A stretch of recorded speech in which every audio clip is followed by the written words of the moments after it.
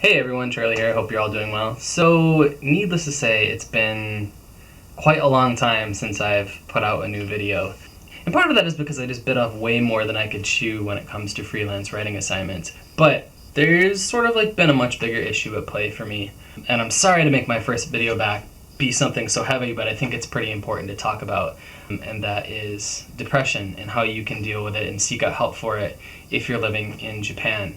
People's experiences with depression are all different, right? I'd say I'd probably have had trouble with depression sort of cyclically since I was about 18. It comes and goes, and I've gotten better with it and finding out how to deal with it, how to manage things, how not to self-medicate and things like that. So now for me, pretty much it's maybe once a year or a little bit more than that, I sort of slip into a dark hole and I have to figure out how to get out of it. I don't want to get into that. That's not the point of this because I'm feeling a lot better now. Look, there's a smile. But what I do want to talk about is for those of you in the YouTube community or just people who are planning to come over here to Japan, the first thing that needs to be said has been said before. If you have some kind of condition, just coming to Japan, if you think coming to Japan is going to fix it, it's not going to fix it. Depression is a much more complicated issue, I think. But now that we've gotten that out of the way, let's talk about the implications of coming to Japan with a mental health disorder, right? Depression or whatever the case may be. Japan has one of the highest suicide rates in the world. I think the national average suicide rate annually is 12 people per every 100,000. Japan sits at something I think 18, 19, so much higher on the global average than many other places. I think most other places it's ranked number 9 or 10 or something in the world.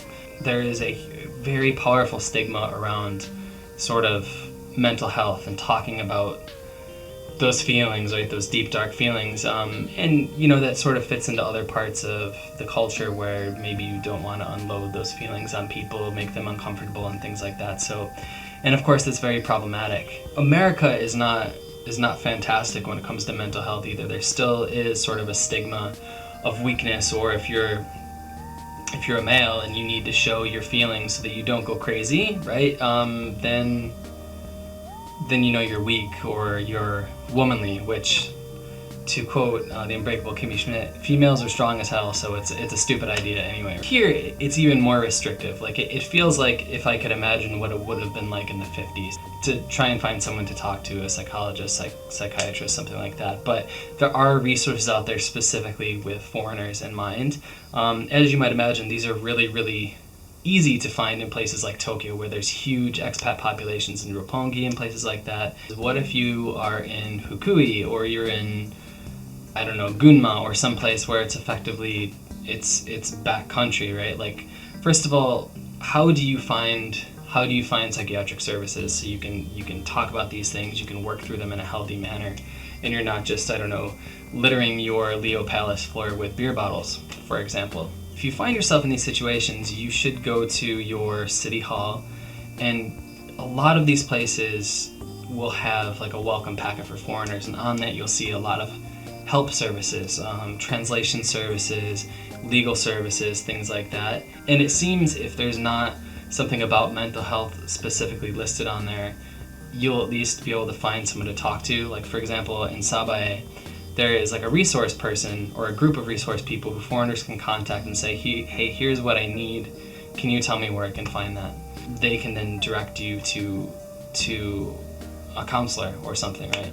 If you're not in Tokyo, you're in one of the larger metropolitan centers, chances are not great that you're going to be able to find somebody who speaks your native language, whether that's English or otherwise, right? So what they'll do in the smaller towns is, after sort of trying to help you find a counselor, then you would also fall back on one of those translation services that typically they offer their services for a drastically reduced rate. In Sabae, I think it's 300 yen an hour, just because they're basically volunteering, right? That's not a perfect solution, right? It's not, there's always something lost in translation. It would be better if you could just speak Japanese, or you could just speak English, and to sort of have to go through the middleman, of course, sort of makes things difficult, but it is worth seeking out help. And I really want to stress that. I know how much it can seem like, okay, well, you've always wanted to come to Japan, and this is everything you've always wanted, and so now you're here and you should be happy, and because you're happy, then you shouldn't have to deal with these problems. But depression isn't about happiness, it's not about success,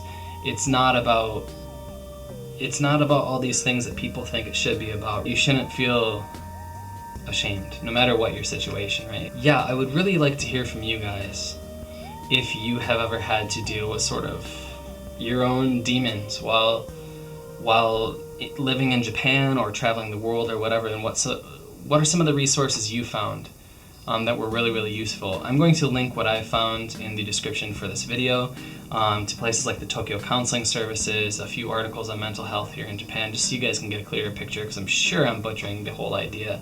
But yeah, guys, that's sort of an update on what's been going on with me, and also I just wanted to give you insight into what you can expect if, like me, you struggle with something like this before you come over here. So, thanks always for watching, guys. If you liked the video, please like it, subscribe to the channel if you haven't already. Gonna have a couple videos put out this week. Happy, awesome videos, not this, but it needs to be said, right? So, thank you as always for your support, and I'll talk to you very soon indeed. Cheers.